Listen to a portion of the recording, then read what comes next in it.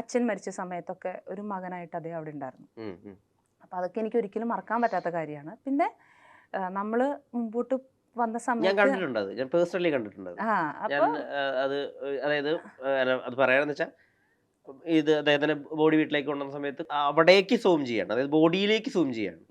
അപ്പോൾ ഗോപി സുന്ദർ സാർ വന്നിട്ട് പറഞ്ഞു ഒന്ന് ആ മാറി നിൽക്ക്. സമയത്തൊക്കെ ശരിക്കും എന്താ പറയുക, ഞാൻ എപ്പോഴും പറയാറുണ്ട്, ആ ഒരു വ്യക്തി ചിലപ്പോൾ എൻ്റെ ലൈഫിൽ വന്നത് അച്ഛന് ചിലപ്പോൾ ഒരു മരുമകൻ കർമ്മങ്ങൾ ചെയ്യാനും കൊള്ളി വെക്കാനും ഒക്കെ യോഗ ഉണ്ടായിരുന്നുണ്ടാവും. ആ ഒരു വർഷത്തിന് വേണ്ടി മാത്രം അദ്ദേഹം വന്നു. അത് കഴിഞ്ഞ് ഞങ്ങളൊരു മുമ്പോട്ട് പോയപ്പോൾ ഞങ്ങൾക്ക് മനസ്സിലായി ഇത് മുമ്പോട്ട് പോയാൽ അത് ഇപ്പോൾ ഉള്ളൊരു സ്നേഹവും ബഹുമാനവും ഇല്ലാണ്ടാവുന്നു. പിന്നെ അത് ചീഞ്ഞ് അടിയായി എന്തിനാ അങ്ങനെ പോണേ. അപ്പം ഞങ്ങൾ രണ്ടുപേരും കൂടെ എടുത്ത ഒരു തീരുമാനമാണ്, വേണ്ട.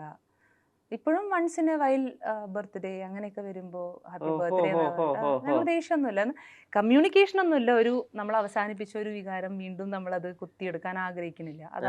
അതവിടെ കഴിഞ്ഞു. ഫ്രണ്ട്ഷിപ്പ് അതേ വാമത്തോട് കൂടി തന്നെ ഉണ്ട്. ഫ്രണ്ട്ഷിപ്പ് എന്ന് പറഞ്ഞൊരു കോണ്ടാക്ട് ഉള്ള ഫ്രണ്ട്ഷിപ്പ് ഒന്നുമില്ല. പക്ഷെ ഒരു സന്ദർഭം ഉണ്ടാകുമ്പോൾ മെസ്സേജ് ചെയ്യും. അങ്ങനെ ക്രിസ്മസ്, ന്യൂ ഇയർ, ബർത്ത്ഡേ ഒക്കെ വരുമ്പോൾ അങ്ങനെ, അത്രേ ഉള്ളൂ.